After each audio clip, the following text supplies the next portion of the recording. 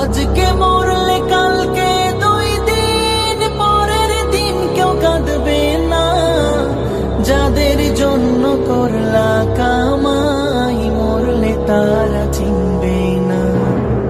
থাকতে সময় করো আমল, ঈমান করো খাঁটি। থাকতে সময় করো আমল, ঈমান করো খাঁটি। শেষ ঠিকানা তোমার আমার 3.5 হাত মাটি। শেষ ঠিকানা